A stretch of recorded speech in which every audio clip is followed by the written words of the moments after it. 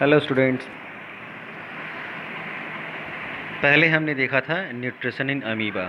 Micro organism की list में हमने देखा कि न्यूट्रिशंस होता है अमीबा में कैसा होता है, उसके बारे में हमने देखा था इसके पहले वाली वीडियो में। आज हम देखेंगे न्यूट्रिशन इन हाइड्रा। तो हाइड्रा भी एक तरह का माइक्रो ऑर्गेनिज्म है। वो क्या है कि वो ऐसा एक ऑर्गेनिज्म है जो मल्टी सेलुलर है। ये मल्टी सेल्स इसके पास होते हैं, है ना। जैसे अमीबा के बारे में हमने पढ़ा कि वो सिंगल सेल्ड ऑर्गेनिजम्स है, ठीक है। बट हाइड्रा क्या है, मल्टी सेलुलर ऑर्गेनिजम्स है। अब ये क्या होता है, फ्रेश वाटर में रहता है। ये फ्रेश वाटर का हैबिटेट है। जैसे अमीबा के बारे में हमने पढ़ा था, ये भी उस तरह का ही होता है। इसका स्ट्रक्चर पहले हम देख लेते हैं। इस तरह का होता है। देखो स्ट्रक्चर ऐसा होता है, ये इस टाइप का इसका स्ट्रक्चर होता है। ये एक बेस होता है इसके पास, है ना। ऐसे ये एक स्टमक टाइप का होता है जिसे हम एपिडर्मिस या वगैरह कहते हैं, ठीक है। तो उतना डिटेल में हमें नहीं पढ़ना है, क्लास 11th में इसे हमें डिटेल में पढ़ना है। अभी के लिए हम जानिए क्या है कि इसका स्ट्रक्चर इस तरह का होता है। ये एक तरह से उसका स्टमक होता है ना। ये पोर्शन स्टमक होता है। ये इसके टेंटेकल्स होते हैं हैंड की तरह, इसे हम टेंटेकल्स कहते हैं। जैसे यहाँ पे नाम लिखा हुआ है, ये जो आपको इस तरह का जो दिखलाई दे रहा है आपको, कर्व टाइप का जो पोर्शन ऊपर से उभरा हुआ है ना, धागे की तरह का निकला हुआ पोर्शन, वो टेंटेकल्स कहलाता है, ठीक है। एक्चुअली यही इसकी हेल्प करते हैं हाइड्रा को भोजन को पकड़ने में, ठीक है। वो जो भी जो माइक्रो ऑर्गेनिजम्स जो होते हैं, जो जिनको वो अपने भोजन के तौर पे यूज़ करना चाहता है, ये टेंटिकल्स उनकी क्या करते हैं, मदद करते हैं उसे पकड़ने में और अपने माउथ तक लाने में। एक एरो पॉइंट किया गया है ब्लैक कलर पे, यहाँ पे देखिए, है ना। ये यहाँ पे ये इसका माउथ है। माउथ मतलब मुंह हुआ अपने, ठीक है। मुंह मतलब क्या है कि जो हम हम नहीं, मतलब जो हाइड्रा फूड इंटेक करता है, तो वो इस के थ्रू ही इंटेक करता है। मतलब फूड इंटर करके इस माउथ के थ्रू अंदर लेता है ये, ठीक है। ये इसका माउथ है, ये टेंटिकल्स हुआ। अब इसकी वर्किंग के बारे में हम जानते हैं क्या। ये बेस ऐसा रहता है, इस तरह खड़ा है ना। इस बेस पे यहाँ पे इसका बेस इस टाइप का स्ट्रक्चर होता है इसके पास, इस पे ये ऐसा खड़ा रहता है ना। अब वर्किंग्स थोड़ी देखनी क्या है। वर्किंग्स में क्या तो देखना है हमें। अब हाइड्रा में जो टेंटिकल्स होते हैं ये काफ़ी फ्लेक्सिबल होते हैं, है ना। आसानी से वो जैसे चाहे उसको मोड़ सकता है ना। किसी भी तरह से उसे मोड़ सकता है फ्लेक्सिबल होने के कारण, ठीक है। इनके पास एक स्पेशल सेल्स होते हैं जिसे स्टिंजिंग सेल्स कहते हैं। स्टिंजिंग सेल्स मतलब ये एक सेल्स जो होते हैं वो क्या करते हैं, एक तरह से पॉइजनस चीज़ पे ये सेक्रेट करते हैं, है ना। जिससे क्या होता है कि वो प्रे उस पर फंसता है ना। ये उसे फंसाने के लिए मतलब कारगर होता है ये। तो ये टेंटिकल्स क्या करते हैं, ये टेंटिकल्स करते क्या हैं कि जब कोई प्रे उसके नज़दीक आता है, जैसे मान लो कि ये प्रे है ना। इसका शिकार जब इसके नज़दीक आता है तो इसमें ये क्या करते हैं, इसी अपने स्टिंजिंग सेल्स के द्वारा क्या करते हैं, इसे चिपकाने की कोशिश करते हैं सेल में, ठीक है। और धीरे धीरे क्या करते हैं, उसे फंसा लेते हैं, ऐसे गोल शेप कर लेते हैं, ठीक है। और अब इसको अंदर करते जाते हैं, ठीक है। अंदर करते करते वो क्या करते हैं, अपने माउथ के पास ला करके इसे डाल लेते हैं, ठीक है। जैसे मान लो कि हाथ है, हाथ से उसने पकड़ा और हाथ को मोड़ करके क्या किया उसने, सीधे अपने मुंह के अंदर ले गया, ठीक है। ये इस तरह से ही करता है। मतलब पहले उसे घेर लेता है। जैसे प्रे उसके नज़दीक आया, टेंटिकल्स क्या उसकी तरफ ऐसे मुड़ जाते हैं, ऐसे मुड़ गए, उसको ब्लॉक कर लिया, है ना, इनसर्किल कर लिया। अब इनसर्किल करने के, जैसे मान लो कि एक प्रे आया, ठीक है, ऐसे किया तो इस ऐसा टेंटिकल अभी था, जैसे ही प्रे आया वो उसने ऐसे स्ट्रक्चर कर लिया, क्योंकि फ्लेक्सिबल होता है। इधर वाले टेंटिकल्स को ऐसे करके इसको मोड़ के ऐसे कर लिया, अब ये सर्किल बना दिया, वो उसके अंदर फंस गया, है ना। अब इसको क्या करते हैं, मान लो यहाँ पे माउथ है, इसको नीचे दबाते दबाते ऐसे करके क्या करते हैं, वो इस टेंटिकल्स के थ्रू इसको प्रेस करके नीचे ले जाते हैं और नीचे ले आके माउथ के पास इसे ले आते हैं और माउथ के थ्रू इनटेक कर लेते हैं, अंदर चला जाता है वो प्रे, है ना। ये इस तरह से ये करते हैं काम। मतलब पहले प्रे को इंसर्किल कर लेते हैं, जो भी ऑर्गेनिज्म मिलता है उसे, जो माइक्रो ऑर्गेनिज्म मिलता है ना। और अब वो क्या करते हैं, स्टिंगिंग सेल्स को रिलीज़ करते हैं, जिससे कि वो चिपकता है, ठीक है। और इसको पैरालाइज कर देता है। मतलब पैरालाइज मतलब वो कुछ काम करने के लायक नहीं रह जाता वो ऑर्गेनिजम्स। और उसके बाद क्या करते हैं, उसे नीचे धीरे धीरे दबाते दबाते माउथ के पास लाते हैं और माउथ से स्वैलोड कर देते हैं, मतलब अंदर की ओर घोंट लेते हैं, ठीक है, अंदर इंटर कर लेते हैं। अब ये फूड इसके स्टमक में जाता है। स्टमक जो पोर्शन यहाँ बना हुआ है स्टमक में जाता है। उसके अंदर बहुत सारी कैविटीज़ होती हैं जो उसमें, जिससे कि डाइजेस्टिव जूसेस निकलती है। अब जो फूड अंदर गया, जो ऑर्गेनिजम्स अंदर गया, है ना, वो क्या होता है, उसके बॉडी में सेंट्रल कैविटी होती है यहाँ पे, ये पोर्शन है ना। यहाँ पे क्या होती है, बहुत सारे डाइजेस्टिव जूसेस सेक्रेट होते हैं, मतलब जो उसको पचाने में सहायक होते हैं, ठीक है। उनके दीवार से, मतलब स्टमक की दीवार जो है, ये स्टमक यहाँ बोलिए, ये जो है इसके दीवार पे बहुत सारे डाइजेस्टिव जूसेस छोड़ने वाले सेल्स होते हैं, जो क्या करते हैं, वो जूस को सेक्रेट करते हैं। और उससे क्या होता है कि जो भी अंदर स्वैलो किया गया ऑर्गेनिजम्स, वो क्या होता है, उसको पचाते हैं, ठीक है। पचाने के बाद इनके शरीर के द्वारा वो सेल का जो जो भी चीज़ होता है वो यूज़ कर लिया जाता है। बाकी जो अनडाइजेस्टेड फूड होता है ना, वो अनपचा जो भोजन होता है, वह क्या होता है, इसी माउथ के थ्रू बाहर फेंक दिया जाता है, ठीक है।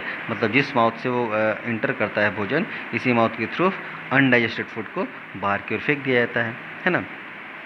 और डाइजेस्टेड फूड से जो कुछ भी उसे एब्जॉर्ब करना होता है, वो उसके बॉडी के सेंट्रल कैविटी के द्वारा क्या एब्जॉर्ब कर लिया जाता है, ठीक है।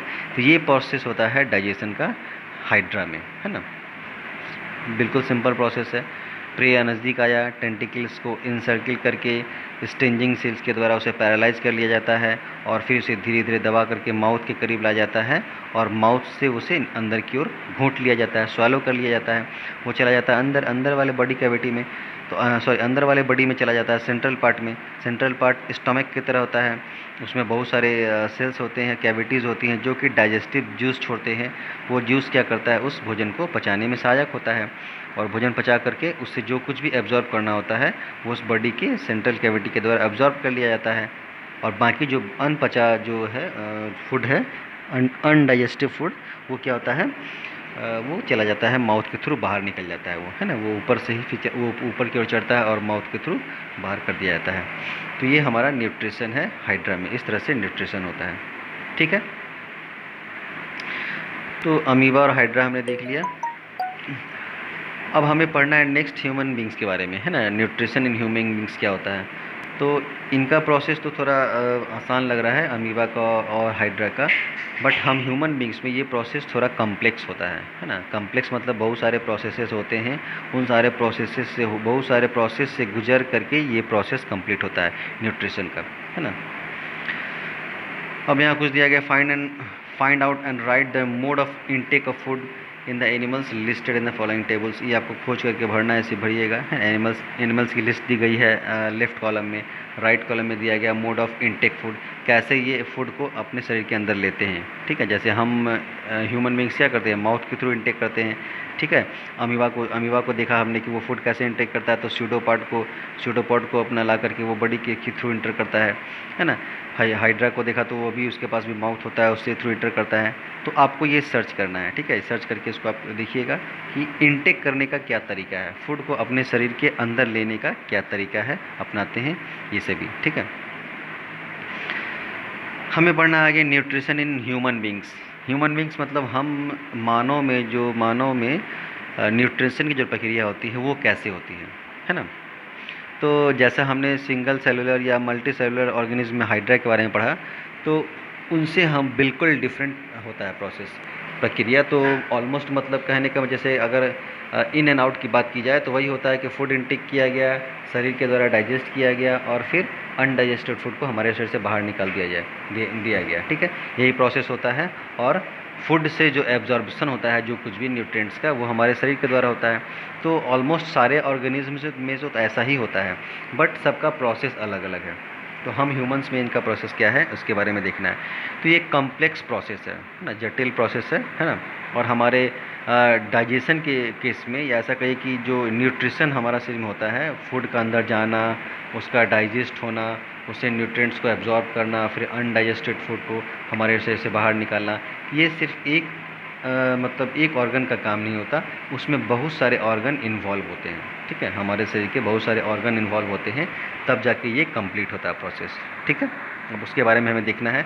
तो सबसे पहले ब्रीफ स्टडी दी गई है कि एक्चुअली होता क्या है, मतलब from food intake to waste out process, या जिसे इजेशन कहते हैं, है ना, हमारे शरीर से बाहर निकालने वाला अनडाइजेस्टेड फूड का बाहर निकालने का प्रोसेस, वो क्या होता है, मतलब एक ब्रीफ व्यू देखना है। उसके बाद इसे हम डिटेल में एक एक करके पढ़ेंगे, ठीक है। तो चलिए पहले हम ब्रीफ व्यू देखते हैं क्या होता है। तो briefly there are 5 steps of nutrition in human beings. 5 steps में हमारे शरीर में न्यूट्रिशन होता है, या डाइजेशन का प्रोसेस कर सकते हैं, होता है। सबसे पहला इंजेशन। इंजेशन मतलब क्या होता है, सिंपल फूड को इनटेक करना, है ना। फूड को इनटेक करना, हम वो प्रोसेस जिसमें हम फूड को पहले अंदर लेते हैं। फूड को अंदर लेने के में क्या होता है, हम हाथ से क्या करते हैं, फूड को लाते हैं माउथ पे, और माउथ में क्या करते हैं, उसे चबा करके उसको अंदर करते हैं, ठीक है।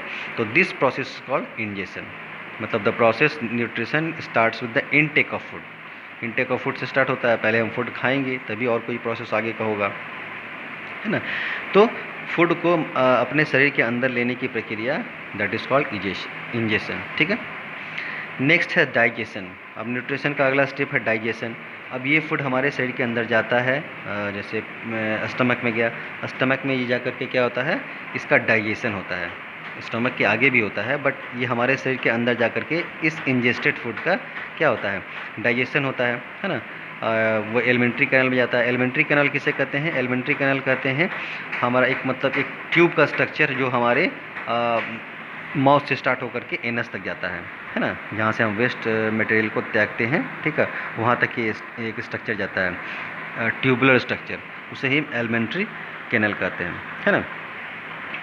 तो डाइजेशन में क्या होता है कि ये अंदर गया, हमारे माउथ के अंदर गया, और अंदर बहुत सारा मैकेनिकल और केमिकल प्रोसेस होता है। केमिकल प्रोसेस मतलब केमिकल्स भी सेक्रेट होते हैं हमारे शरीर में, है ना, एसिड्स वगैरह भी सेक्रेट होता है, जो हमारे भोजन को पचाने में सहायक होता है ना। तो ये क्या करता है, जो भी हम भोजन खाते हैं उसको सिंपल सब्सटेंस में ब्रेक डाउन करता है। डाइजेशन में होता क्या है एक्चुअली कि हम जैसे हमारे स्टमक में गया, वहाँ उसके एक तरह से लेई बना दी जाती है एसिड्स को डाल करके, फिर आगे का प्रोसेस बढ़ता है, वहाँ क्या किया जाता है, ब्रेकिंग का प्रोसेस होता है। हम जो भी फूड खाते हैं वो कम्प्लेक्स होता है, उसको सिंपलर सब्सटेंस में, सॉल्युबल सब्सटेंस में तोड़ने की प्रक्रिया हमारे शरीर के द्वारा होती है ना। तब जा कर के उससे न्यूट्रिएंट का एब्जॉर्प्शन होता है, ठीक है। तो डाइजेशन में क्या होता है कि उसको सिंपलर सब्सटेंस में तोड़ दिया जाता है हमारे शरीर में, different mechanical and chemical process के द्वारा, केमिकल के सेक्रेशन के द्वारा, ठीक है। ये दूसरा स्टेप फॉर डाइजेशन का। थर्ड है एब्जॉर्प्शन। अब जैसे डाइजेशन होगा तो उससे बहुत सारे न्यूट्रिएंट्स निकलेंगे, मिनरल्स जो को भी हम पढ़ते हैं, हम न्यूट्रिएंट्स की बात करेंगे। जितने भी न्यूट्रिएंट्स निकलेंगे उनका उनकी शरीर को रिक्वायरमेंट होती है, तो उनको एब्जॉर्ब करना ज़रूरी है। तो थर्ड स्टेप होता है एब्जॉर्प्शन, मतलब उसको एब्जॉर्ब किया जाता है ना।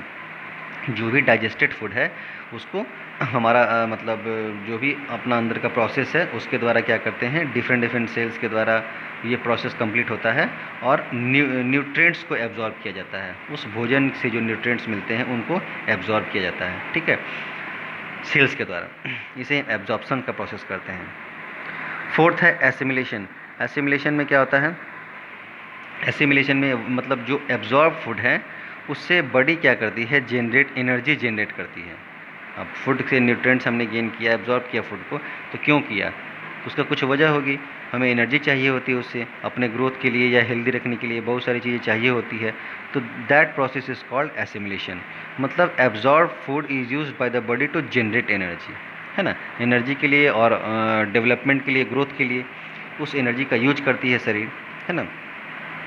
जो हमारे डिफरेंट काम में उसकी खपत करती है। अब जो एनर्जी हमें चाहिए, हम जो काम करते हैं, जो कुछ भी काम करते हैं उसमें एनर्जी की ज़रूरत पड़ती है, ठीक है।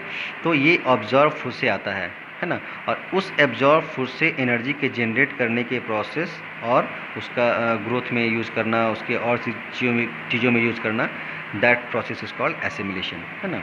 वो एनर्जी क्या होती है, use to carry out various activities inside the body and to repair the worn out tissues. अब जैसे कटना, फटना, छिलना, या जो कुछ भी घाव हो गया, या हमारे शरीर पे जो कुछ भी आ गया, मतलब जो कुछ भी वर्न आउट टिश्यूज़ हैं उनको रिपेयर करने का काम ये करती है, ठीक है। फोर्थ में। फिफ्थ है इजेशन। इजेशन में क्या करते हैं, अब जो डाइजेशन के बाद हमने उसको एब्जॉर्ब भी कर लिया, एसिमिलेट भी कर लिया, मतलब बॉडी में एनर्जी भी बन गया, वो उसको स्टोर कर लिया हमने। तो अब क्या होता है कि अनडाइजेस्टेड फूड बचा रह जाता है, ठीक है। सारा का सारा फूड तो एब्जॉर्ब नहीं होता है ना, कुछ मात्रा में अनडाइजेस्टेड फूड हमारे शरीर में बच जाते हैं, ठीक है। हम सब जब उसे पूरे निचोड़ लेते हैं, न्यूट्रिएंट्स हमारे शरीर के द्वारा जब सारे न्यूट्रिएंट्स को उसे निचोड़ लिया जाता है, तो अनडाइजेस्टेड फूड वो रह जाता है ना। वो बिल्कुल उसी तरह जैसे कि आप संतरे को उसका जूस निकाल लेते हैं और जो चीज़ बचा रह जाता है वेस्ट, ठीक है, वो वेस्ट की तरह होता है, ठीक है। तो जो हमने निकाला उसका जूस, वो क्या हो गया, हमारा न्यूट्रिएंट्स हो गया, और जो बच गया वो छिलका या टाइप का जो कुछ बच जाता है, रेशेदार टाइप का, वो क्या होता है, हमारा वेस्ट प्रोडक्ट होता है। तो वैसा ही हमारे शरीर के द्वारा भी होता है। वेस्ट प्रोडक्ट बनता है जिसको हमारे शरीर से बाहर निकालना ज़रूरी होता है, ठीक है। तो वो process of removing the undigested food is called egestion, है ना। वो प्रोसेस जिसमें हम अनडाइजेस्टेड फूड को अपने शरीर से बाहर निकालते हैं, that process is called egestion, उसे हम इजेशन कहते हैं। तो कहने का मतलब ये 5 स्टेप में हमारे शरीर में न्यूट्रिशन कंप्लीट होता है। फर्स्ट इंजेशन होता है, इनटेक ऑफ फूड। दूसरा डाइजेशन होता है, वो सिंपलर सब्सटेंस में टूटता है सॉल्युबल सब्सटेंस में। तीसरा सेल्स के द्वारा उसे एब्जॉर्ब किया जाता है अंदर में, ठीक है। चौथा एसिमिलेट किया जाता है, उसको कन्वर्ट किया जाता है एनर्जी में, सो दैट कि हमारा ग्रोथ हो और हम अपने एनर्जी का यूज कर सकें डिफरेंट डिफरेंट एक्टिविटीज़ में। और पांचवा, जो अनडाइजेस्टेड फूड बच जाता है उसको हमारे शरीर से रिमूव किया जाता है, मतलब उसको हमारे शरीर से बाहर निकाला जाता है, ठीक है। तो ये 5 प्रोसेस हमारा ब्रीफली है न्यूट्रिशन का ह्यूमन बींग्स में, है ना।